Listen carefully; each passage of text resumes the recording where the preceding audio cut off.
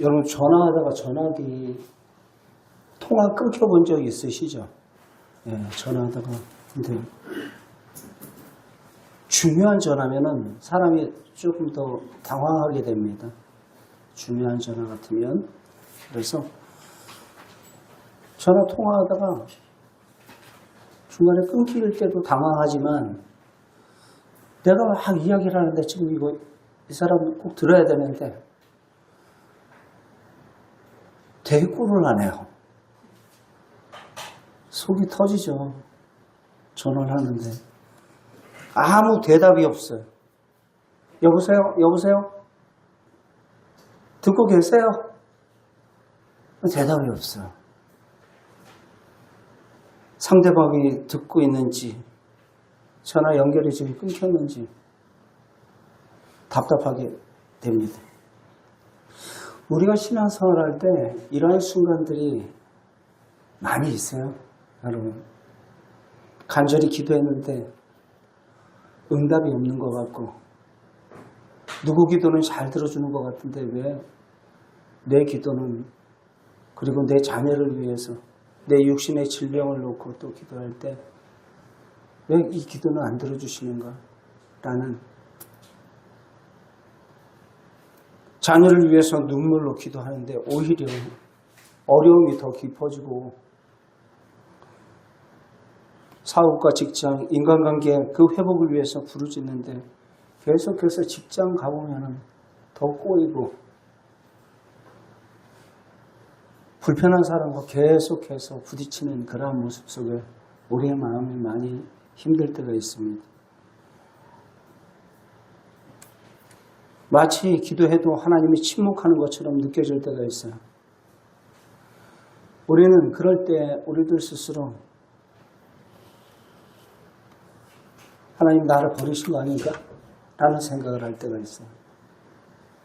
하나님의 침묵 속에 마치 하나님의 부재를 하나님이 안 계신 것처럼 우리가 느낄 때가 있다는 거죠. 오늘 말씀은 믿음 없는 사람이 하는 그러한 시편 22편 말씀이 아닙니다.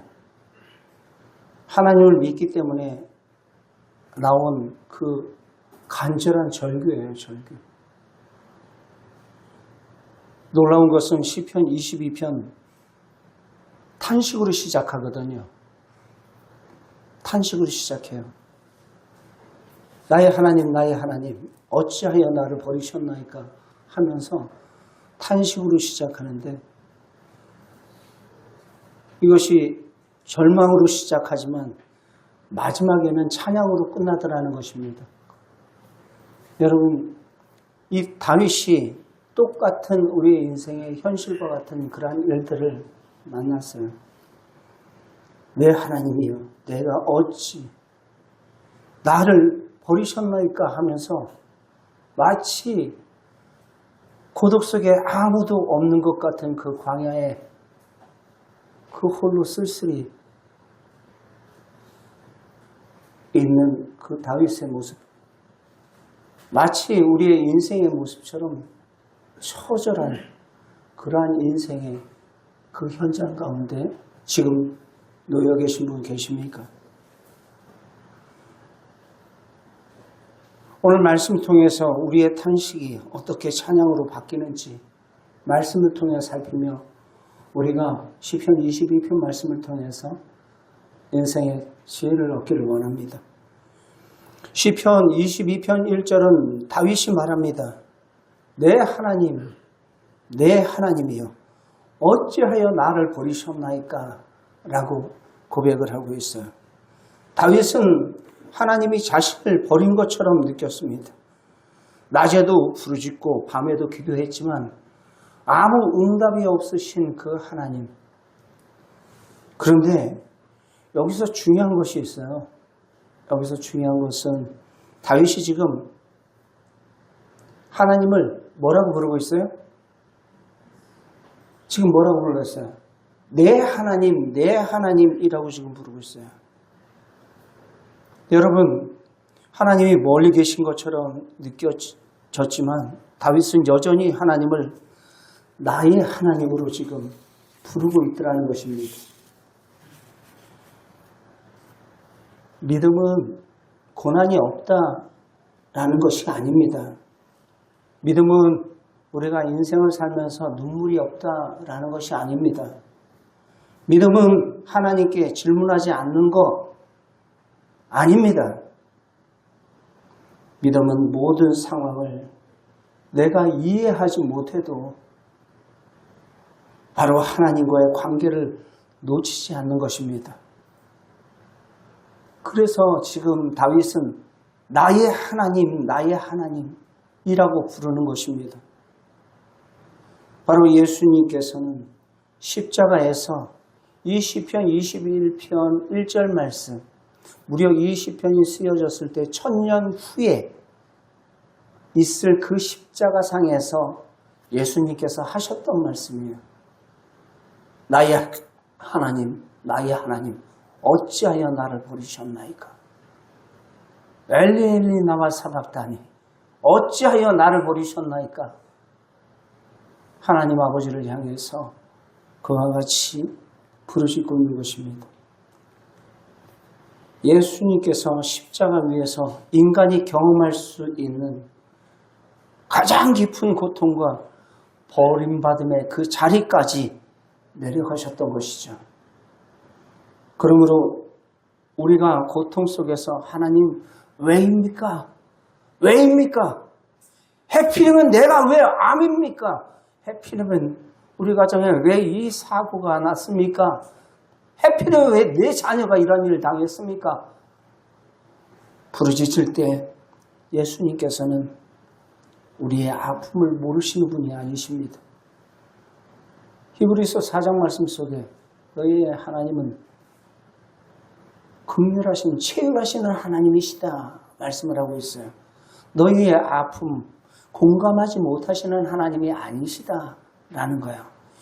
예수님께서 사람의 몸을 입고 이 땅에 오셨을 때 인간이 당할 수 있는 그 모든 처절한 아픔과 고통과 인간의 배신까지도 사랑하는 그의 제자들에게 배신을 당하고 또 버림을 받는 그러한 일들을 겪지 않았습니까?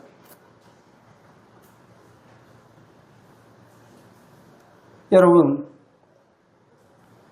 힘들 때 하나님으로부터 도망가지 마십시오. 오히려 하나님께 더 솔직하게 나아가시기 바랍니다. 아프면 아프다고, 힘들면 힘들다고, 이해되지 않으면 이해되지 않는다고 이야기하세요. 그것이 기도예요. 다윗은 지금 이와 같이 그의 탄식을 하나님 앞에 지금 절규하면서 기도하고 있는 거예요. 우리들은 많은 부분에 오해를 할 때가 있어요. 우리의 신앙에 있어서. 탄식은 신앙이 약한 사람들, 불신앙에 기인된 거야 라고 생각을 할 때가 많습니다.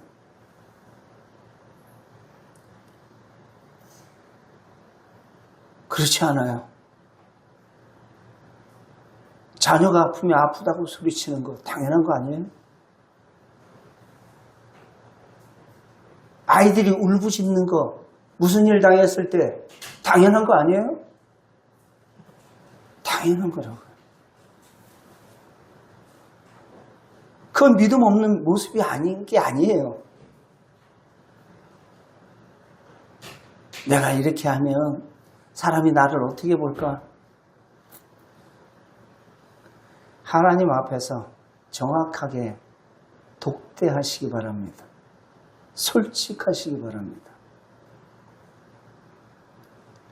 내 눈물을 아무도 몰라도 여러분들의 눈물을 아시는 분은 우리 주님이신 줄 믿습니다.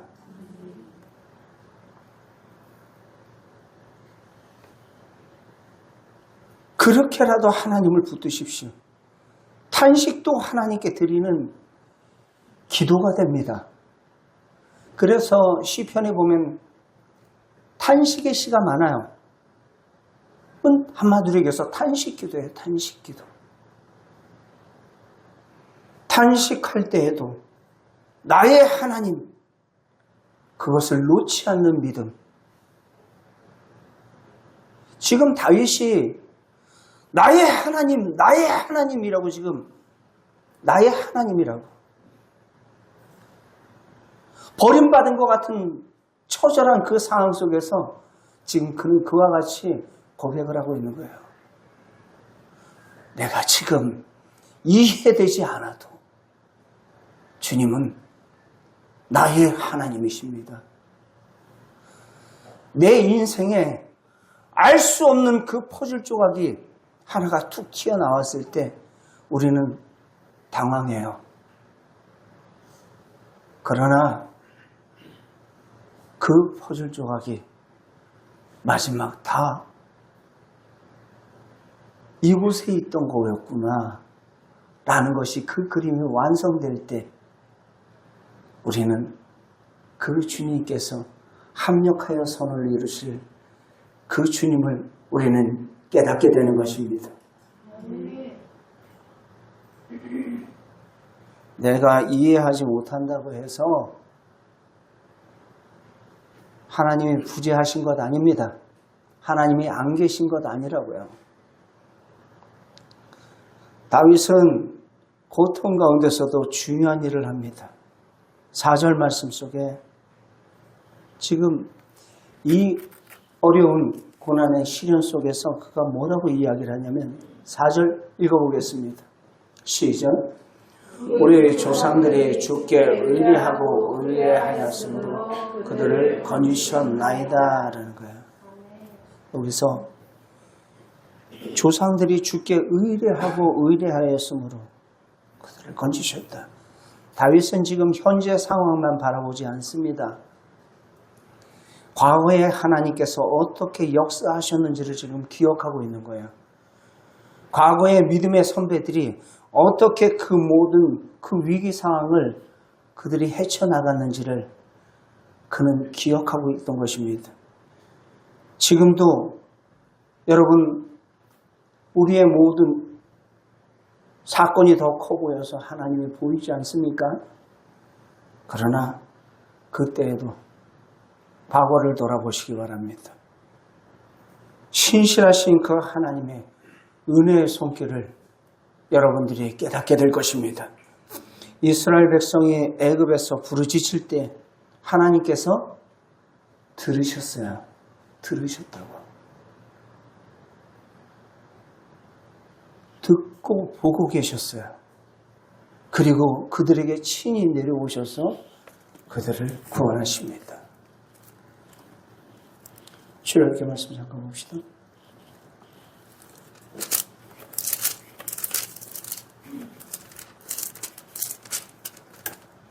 출애굽기 3장 7절. 3장 7절 같이 읽겠습니다. 시작. 여호와께서 이르시되 내가 애굽에 있는 내 백성의 고통을 분명히 보고 그들이 그들의 감독자로 말미암아 부르짖음을 듣고 그 알고라는 거예요. 보고 듣고 알고 있다라는 거예요. 보고 듣고 알고 계신 그 주님께서 어떻게 하신다요? 그 다음 절 시작. 내가 내려가서 그들을 애굽인의 손에서 건져내고 그들을 그 땅에 인도하여라는 것입니다. 여러분들이 지금 어떠한 상황 가운데 놓여 있다 할지라도 우리 하나님께서는 보고 계시고 여러분들의 신음하는 소리를 듣고 계시고 알고 계세요. 자기 백성을 저희 죄에서 구원할 자이심이라. 예수의 이름은 그 뜻을 안고 있는 것처럼 하나님께서는 당신의 사랑하는 백성들, 자녀들을 결코 방치하지 아니하심을 굳건히 믿으시기 바랍니다. 내가 구원하여 내리라. 내가 구원하여 내리라. 과거에 어떻게 하나님께서 우리 선조들에게 그들이 의뢰할 때 건지셨는지 내가 압니다라는 거예요. 이스라엘 백성들이 홍해 앞에서 길이 없을 때 하나님께서 바다에 길을 내셨어요. 여러분, 광야에서 먹을 것이 없을 때 만나를 내리셨어요. 물이 없을 때 반석을 깨뜨려서 그들에게 물을 먹였어요. 다윗의 삶도 마찬가지였어요. 다윗의 삶도 마찬가지였어요. 골리앗 앞에서 하나님께서 도우셨어요. 사울에게 쫓겨다닐 때에도 하나님께서 엔게디 골짜기에 그 숨어 있을 때 하나님께서 그때마다 그를 지키시고 광야에서 보호하셨던 것을 보게 됩니다. 수많은 위기에서 하나님께서 건져주셨어요. 그래서 다윗은 현재의 고난에서 과거의 은혜를 기억하고 있는 거예요. 과거의 은혜를 여러분들이 당한 그 현실의 문제가 아무리 크고 아프다 할지라도 그 문제보다 더 크신 그 하나님을 바라볼 수 있기를 바랍니다. 내게 지난날에 어떻게 역사하셨는지 역사하신 그 하나님의 은혜의 손길을 기억할 수 있기를 바라요. 우리도 힘들 때 기억해야 합니다. 믿음의 선조 다윗이 과거를 기억했던 것처럼 우리 선조에게 어떻게 했는지 나는 알고 있습니다라는 거예요. 내가 지난날의 그 모든 시간 속에 하나님께서 어떻게 그 은혜를 베푸셨는지 나는 기억하고 있습니다라는 거예요. 지금 내 삶에 그 한 장면만 보고 불평하고 원망하지 말고 하나님이 안 계신 것처럼 느껴진다 할지라도 여러분, 우리의 인생 전체를 돌아보며 하나님의 은혜가 얼마나 많은지, 얼마나 깊었는지, 얼마나 나를 붙잡고 있었는지를 우리는 깨닫게 됩니다.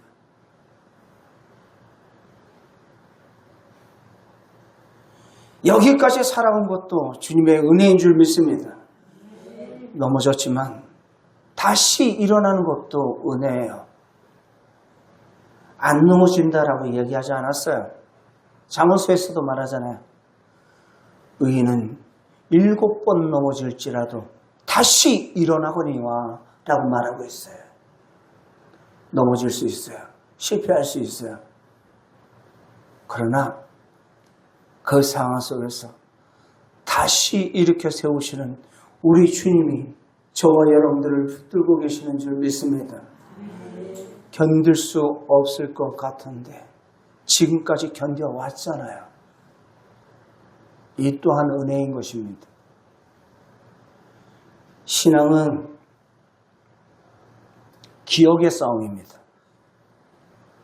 무엇의 싸움이라고요? 기억의 싸움이에요. 신앙은 기억의 싸움이에요. 마귀는 우리의 상처를 기억하게 합니다. 그러나 하나님은 우리의 은혜를 기억하게 하십니다. 은혜를 추억하며 하나님께서 그때 이렇게 베풀어 주셨지. 그 은혜를. 과거의 상처는 우리의 발걸음을 앞으로 더 나아가지 못하게 해요.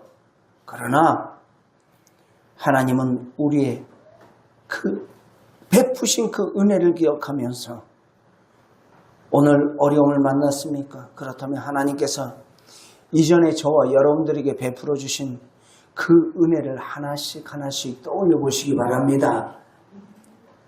그때도 하나님께서 도우셨지. 그때도 하나님께서 길을 열어주셨지. 그때도 하나님께서 나를 붙들어 주셨지.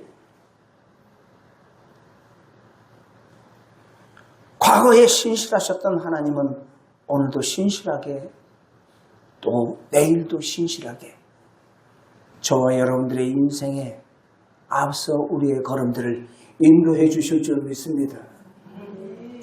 현재의 고난보다 과거의 은혜를 더 크게 기억할 때 우리의 탄식이 바로 소망으로 바뀌기 시작할 것입니다. 여러분 22절 놀라운 점은 후반부에 있습니다. 후반부에 에어컨을 조금 더 내려주세요. 온도를 더 내려주세요. 처음에 어떻게 시작했어요? 내 하나님이여 내 하나님이여 어찌하여 나를 버리셨나이까? 그렇게 시작했어요. 그죠? 어찌하여 나를 버리셨나이까? 근데 그 버리셨나이까? 라고 시작했던 처음에 그 울부짖음이 다윗이 시편 22편 끝말미에 뭐라고 이야기하냐면 내가 주의 이름을 형제에게 선포하고 회중 가운데 주를 찬송합니다 라는 거야. 회중 가운데 주님을 찬송합니다. 탄식하던 사람이 지금 찬송하기 시작합니다. 27절에서 더 놀라운 선언을 해요. 27절 같이 함께 보겠습니다. 시작. 땅의 모든 끝이 여호와를 기억하고 돌아오며 모든 나라의 모든 족속이 주님 앞에 예배하리. 아멘. 아멘.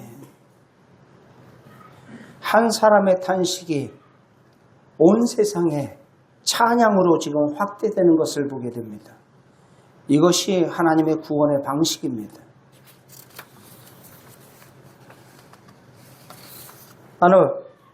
여러분들 PPT 한번 잠깐 보여주세요.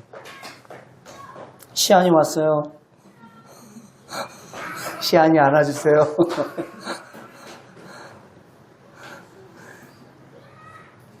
예.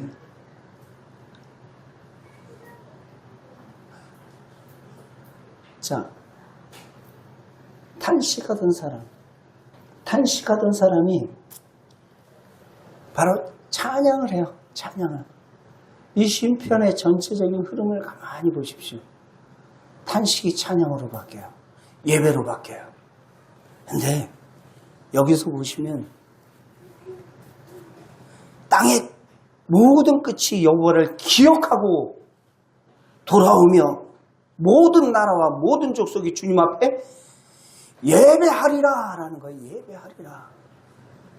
27절에 여러분 이 놀라운 고백,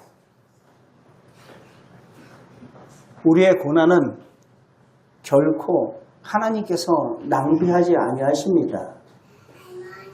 여러분, 우리가 흘린 눈물은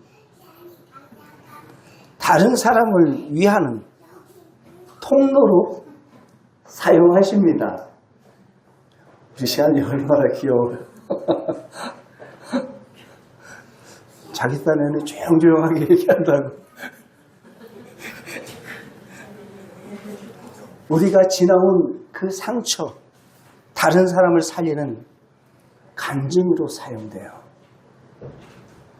우리가 경험한 절망은 누군가에게 소망을 전하는 도구로 사용됩니다. 자, 우리 한번 옆 사람들과 함께 서로 고백합시다. 하나님, 우리의 고난을 낭비하지 아니하십니다. 한번 고백합시다. 시작.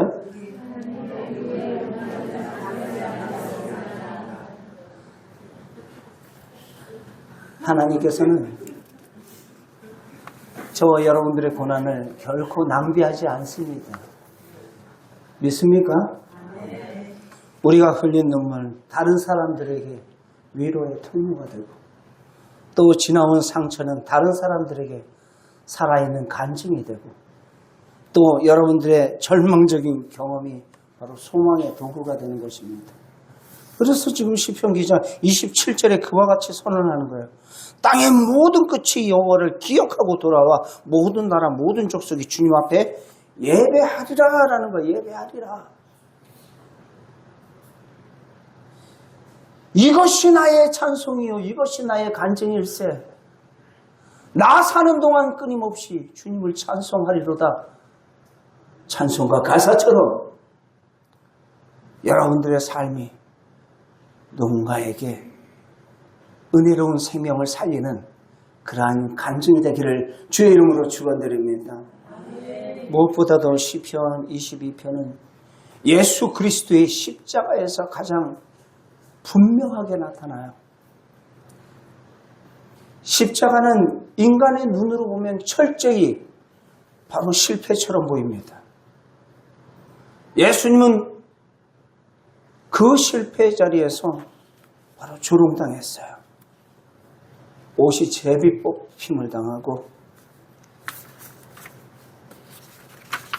PPT 6번 슬라이드 보여주세요.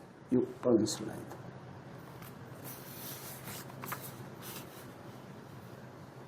바로 옷은 제비로 뽑혔고, 그래서 오늘 저와 여러분들이 읽은 거예요. 18절에 내 겉옷을 나누고 속옷을 제비 뽑나이다 라고 이야기를 하죠.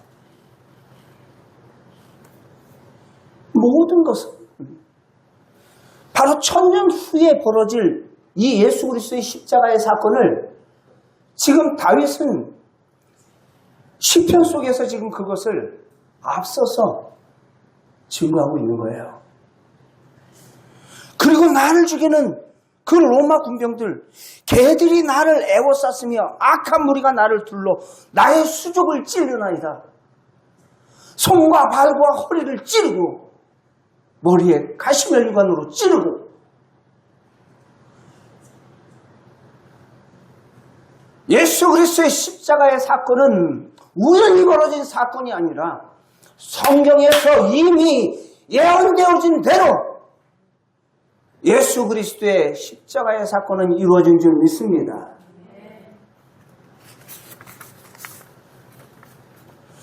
그래서 그리스도 안에서 어떠한 상황에도 마지막을 알고 살아가는 자들이 바로 저와 여러분들이에요. 우리 속도들이라고요. 예수님께서 십자가로 끝났다면 우리에게 무슨 소망이 있습니까? 십자가 위에서 3일 후 다시 부활하셨기에 저와 여러분들에게 영생의 소망이 있는 줄 믿습니다. 오늘 눈물이 있을 수 있어요. 오늘 답이 보이지 않을 수 있어요. 내 인생에 오늘 기도의 응답이 되지 않는 것처럼 느껴질 수 있습니다. 그러나 하나님께서는 내 인생에 타켓이 마침표를 찍지 않으셨어요. 그것이 끝이 아니다라는 거예요. 죽음이 끝이 아니다라는 거예요.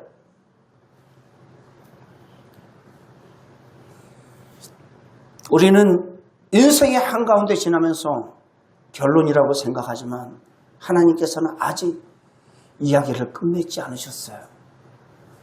죽음으로, 예수님의 십자가의 죽음으로 끝맺지 않으셨다라는 거예요. 그러므로 여러분들이 당한 그 모든 현실 속에 낙심하지 마시기 바랍니다. 오늘 탄식이 내일의 찬송이 될 수 있고, 오늘의 눈물이 내일의 간증이 될 수 있고, 오늘 광야가 내일 다른 사람을 살리는 은혜의 이야기가 될 수 있다는 것입니다. 하나님께서는 우리의 탄식을 찬양으로 바꾸시는 분이세요. 사랑하는 성도 여러분, 시편 22편은 탄식시예요. 탄식으로 시작했어요. 내 하나님이여, 어찌하여 나를 버리셨나이까. 여러분들의 철저한 삶의 인생에 공고함을 당할 때 우리가 이와 같이 탄식할 수 있습니다. 그러나 마지막에 그는 이렇게 고백해요. 주께서 이를 행하셨습니다라는 거예요. 주께서 이를 행하셨습니다. 31절 같이 한번 읽어보겠습니다. 시작. 와서 그의 공의를 대언할 백성에게 전하며 주께서 이 일을 행하셨나이다 할 것이로다. 아멘. 주께서 행하셨다라는 거예요. 마지막은 이렇게 끝나요. 처음에는 하나님 어디 계십니까? 라는 거예요. 엘리 엘리 라마 사박다니, 하나님 어찌하여 나를 버리셨나이까? 라는 거예요. 그러나 그 모든 구속의 완성. 여러분, 우리 주님께서 그 모든 역사의 주관자가 되시고 바로 그 구원을 완성해 주신 줄 믿습니다. 그가 주께서 이를 행하셨다라는 것입니다. 우리의 순례의 여정, 마치 여러분들 시편에 보면 나는 시온산을 향해 올라가겠네라는 그런, 우리 찬양도 그런 찬양이 있죠. 이미지 파일 잠깐 보여주세요. 시온산으로 올라가는 것처럼 마치 신앙인의 모습 속에서 10번째 슬라이드. 고난이 있어요.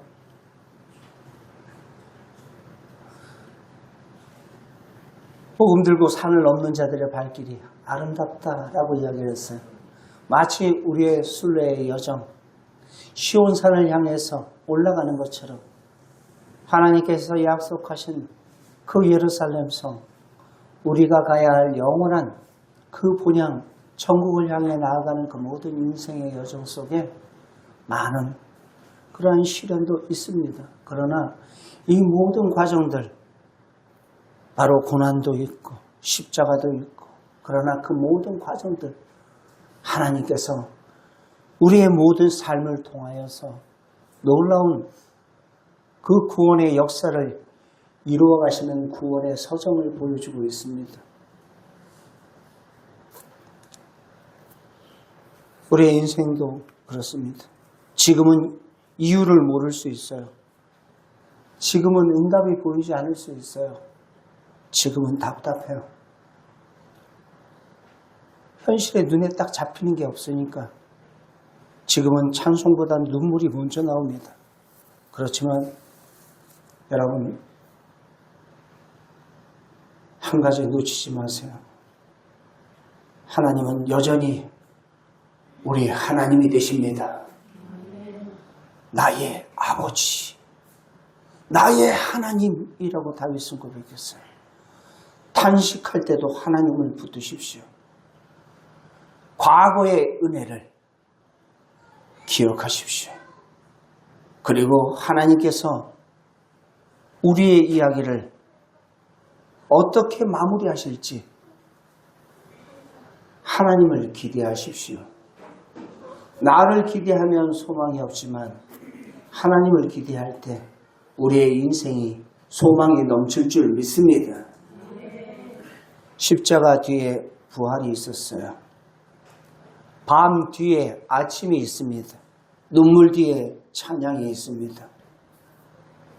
오늘 우리 가운데 마음속 깊숙한 곳에 탄식이 있는 분 계십니까? 사람들에게 말하지 못할 그러한 아픔 가운데 있는 그러한 지체는 안 계십니까? 오랫동안 응답받지 못한 그 기도로 인하여서 내 마음이 심히 상심된 성도들이 있습니까? 오늘 그 문제를 하나님께 가져가십시오. 그리고 그대로 고백하세요.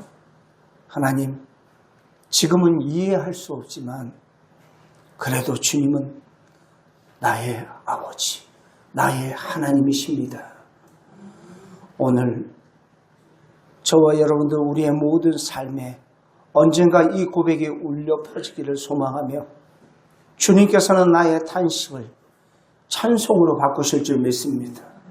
여러분들이 섰는 그 모습을 통하여서 많은 이들에게 놀라운 생명의 간증이요, 또한 누군가에게 구원의 이정표가 되는 놀라운 은혜가 있기를 주의 이름으로 축원드립니다.